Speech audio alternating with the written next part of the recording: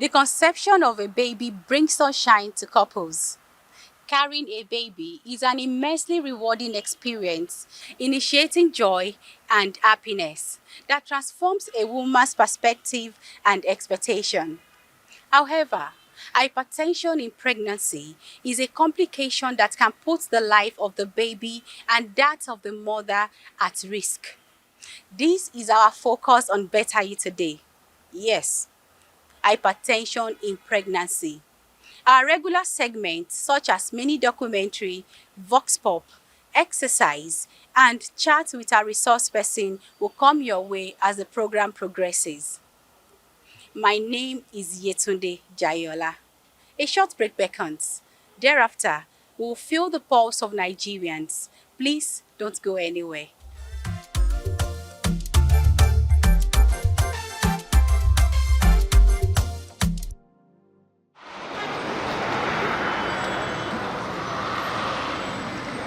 I've never been pregnant before, but I've stayed with my elder sister. She has 4 kids. So I stayed with her throughout her pregnancy for the 4 kids. And I know that her symptoms are always the same. She has these hormone changes. She feels dizzy. She does not have appetite for normal food. She sometimes likes strange food. Hypertension in pregnancy. Yeah, I've heard about it before. I guess a lady close to our house has it. So I guess she was overthinking and all those things because of she already have like 7 children and she went going for scanning. They saw maybe triplets. So I guess that was what gave her hypertension. So I think maybe feeding and all those money challenges, everything led to that. I've known few people that has hypertension. I have a brother that have an hypertension, and my grandmom also was an hypertension patient. All I can say is that everyone that has this kind of challenges should just follow whatever the doctor says. I know just that will be the best for your health concern and to have a normal life. The one I saw and the one I had is you say about BP. Some people, when their BP is high, they can't give birth. They have to give them bed rest for some times before they can deliver. I saw somebody like that.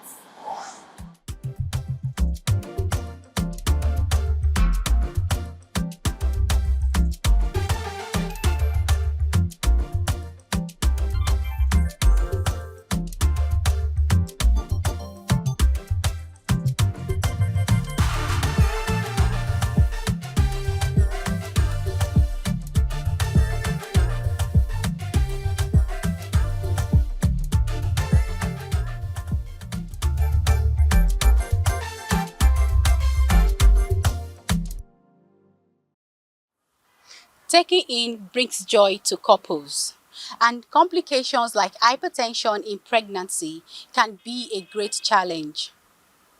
A mini documentary comes your way shortly, presenting a cursory understanding of the topic. And let me tell you, our expert in the house is waiting in the wings to elucidate further much later. Thank you for keeping faith with our channel.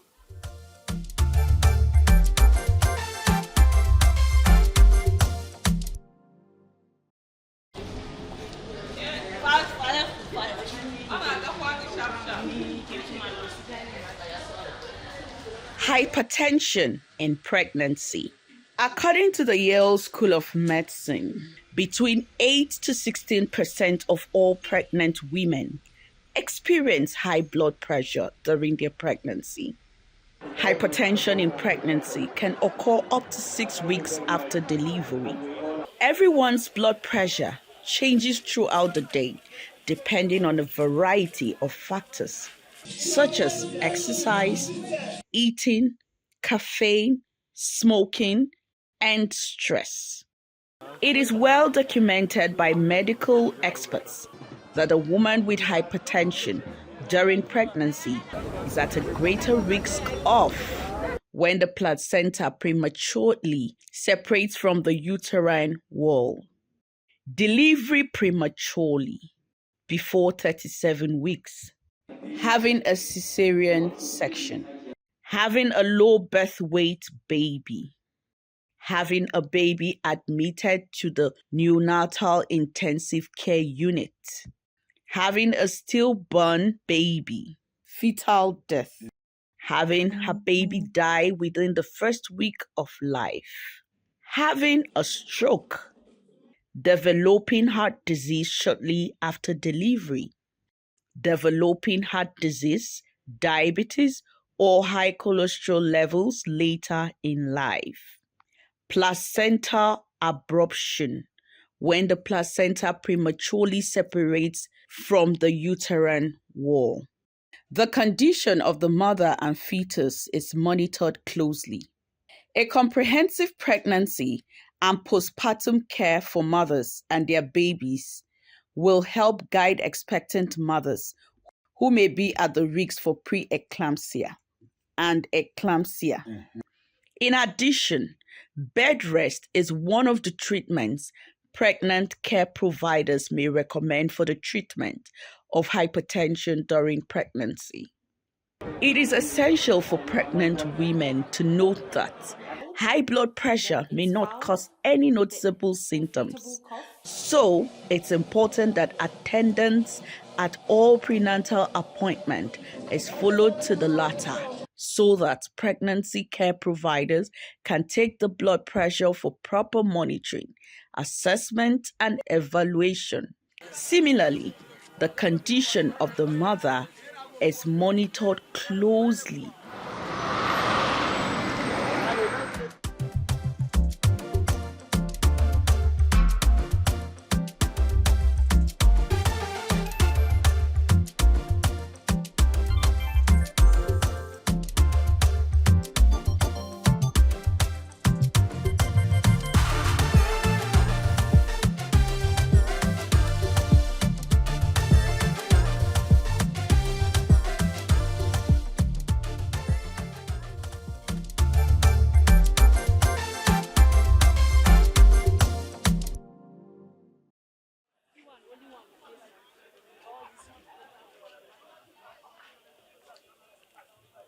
It is a testament to the strength of women, showcasing our strength and fortitude.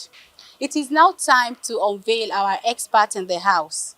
His name is Dr. Duromola Kehinde, a consultant obstetrician and gynecologist. He will demystify, unravel, and provide professional piece of advice aimed at proper and timely intervention whenever hypertension in pregnancy is observed. Please grab a drink.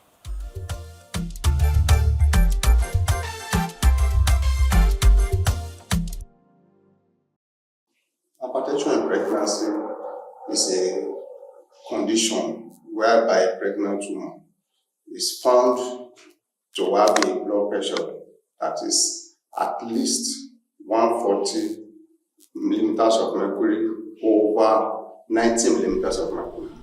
So once this level is reached, it refers to hypertension. Below this level, essentially, it is taken as being normal.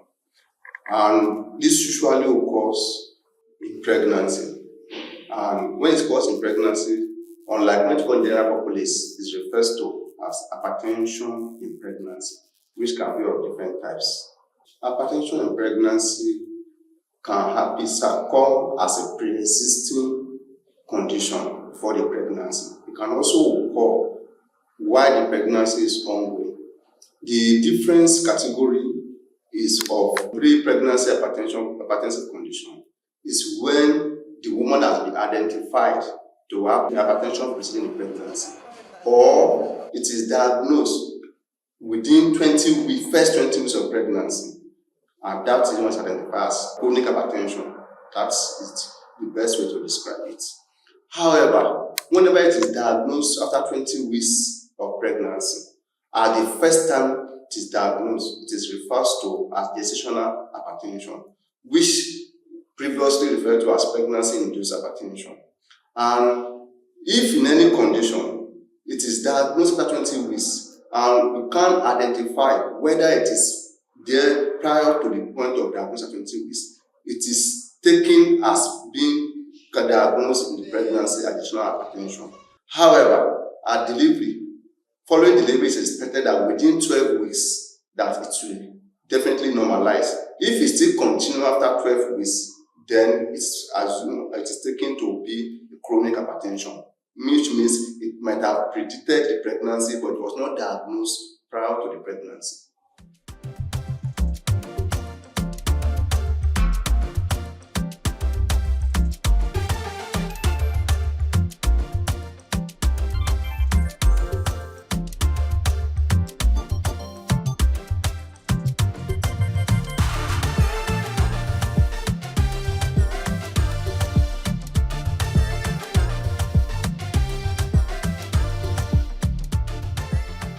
Hypertension in pregnancy is a disease of many theories, and the specific cause has not been identified. However, based on the way it happened, with the effect of placenta from the baby being the major focus of attention and the cause of this condition, it is known that there are so many risk factors.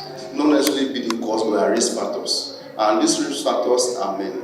But importantly among them is from the mother side. We know for a woman who is getting pregnant at early age, we call it extreme of ages. Someone getting pregnant less than 18 years is a risk factor for this condition. And again, someone who is above 40 years getting pregnant is also a risk factor for developing hypertension in pregnancy. Also importantly, for a woman who has chronic hypertension before pregnancy, the chance that they can get worsened is also high and down. Another risk factor is if a woman, the first relative of a woman, the mother or the sister, has similar condition, there's a high chance that such a woman will also have hypertension in pregnancy. Also, another factor has been identified is if a woman is getting pregnant after 10 years of the previous pregnancy, the risk is also high in such a woman. Also, obesity has been found to be another important factor in causing this. It has been found that women that have medical conditions like kidney disease, diabetes prior to the pregnancy are also at risk of developing pregnancy-induced hypertension. And also, some conditions that will also be risk factor, like somebody who's carrying multiple pregnancies, somebody who's having IVF conceived pregnancies. These ones being risk factors. Hypertension in pregnancy has so many effects, but essentially most of them are negative outcomes. Now, the effects on the mother could include the fact that the woman could develop headache, constant headache. It could develop problem with the chest that we call it epigastric pain, and this woman could also develop what we call nausea and vomiting, that you start vomiting beyond the way it is, and with high level of blood pressure. There's a risk of the person having blurring of vision, and some will even develop blindness from this condition. Some will be going to coma, and of course, it also leads to what we call convulsion. And this is another condition we call pre-eclampsia and eclampsia. So if we develop eclampsia, this can result into death ultimately in the woman. Also, the baby also is also at risk. The baby is at risk of not growing the way it's supposed to grow. We call it intrauterine growth restriction. Also, the baby is also at risk of dying in the womb. There could be placenta of the baby could separate before time. We call it abruptio placenta. And also, even before the time of delivery, the baby will suffer heartbeat being gone, and we refer to that one as baby having intrauterine death, fetal death. These are the complications that are associated with hypertension in pregnancy. So it's a grief condition that really have a lot of negative impact, and it constitutes as much as 10% of complications in pregnancy, and it's one of the causes of maternal mortality and morbidity that have been identified in pregnancy.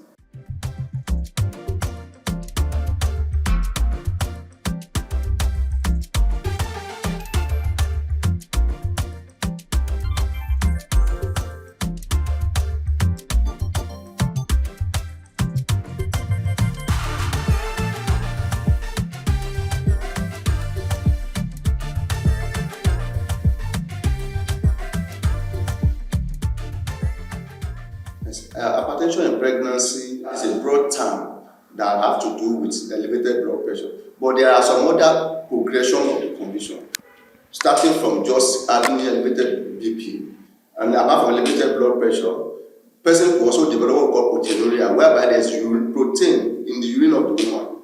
And it's being a progressive disease, it could go beyond the level of protein in the urine. It could also have what we call preeclampsia, whereby all the complications, the symptoms start manifesting in them.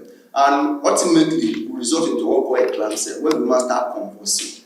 And with this, the treatment is based on the stage of this condition. For those who develop just hypertension in pregnancy that does not go beyond that level, what we do is to advise them on lifestyle management, no alcohol, no smoking as much as possible, lose weight. Of course, in pregnancy, losing weight may be another challenging period, but all this we do to make sure as much as possible the dietary control to minimize the effect of it. And beyond this, for those that have progressed to what we call to where there's proteinuria, we have to start monitor them closely as much as possible, ensure antenatal care. But the principle, essentially, at this stage, is to make sure we control the blood pressure by giving them antihypertensives, and they must be regular on antihypertensives. And beyond this, we control as much as possible all the issues surrounding pregnancy to ensure that they don't convulse. And we give them what will prevent convulsion, the medication that will prevent convulsion. And for those who have convulsed, we want to do that is fitting. We want to ensure that we make sure we stop the convulsion as fast as possible and prevent further convulsion. And while we are doing this, we make sure that we check some chemicals in their body, we call them electrolyte. And if anyone already that is not normal, we try as much as possible to correct them and then make sure we stabilize them. And ultimately, we want to deliver them through the fastest possible means. For women who are at risk of pregnancy-induced hypertension, we advise that as much as possible, they should get screened before getting pregnant. And if there are any other identified factor that can pull them to this, should be taken care of. And counseling should be instituted as soon as possible. And once they are pregnant, it's advisable that they register their antenatal care. They should have someone who is certified, a nurse, midwife, doctors who will supervise such pregnancies. And for those who already have a big elevated blood pressure, called chronic hypertension before pregnancy, those people should be managed by specialists. They should not be the one that go to the peripheral hospital centers. They should be managed by specialists so as to control their blood pressure and prevent or worsen of their situation. And once they identify any symptom from what I've been mentioning there, they should immediately, not delay, without delay, seek expert care and advice.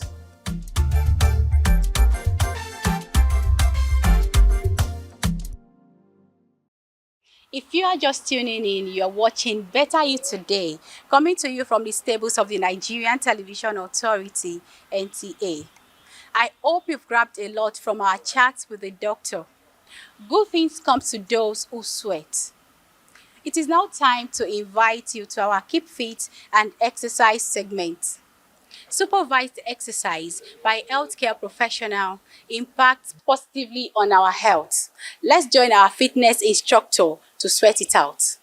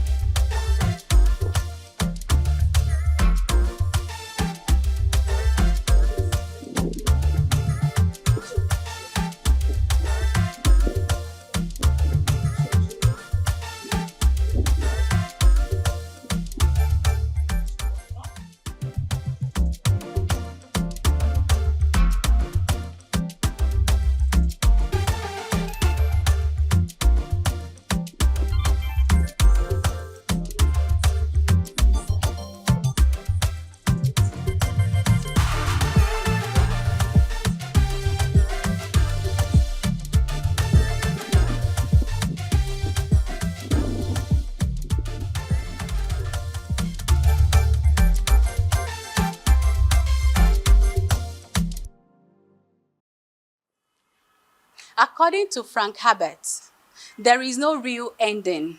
It is just the place where you stop the story. This package has come to its climax, hoping to bring to your living room an equally engaging, rewarding, and educating edition of Better Eat Today. You can catch up with these as well as previous editions of the program on our YouTube channel displayed on your screen. Till we meet again, I remain your anchor, Yetunde Jayola. Stay safe, keep fit, and God bless Nigeria.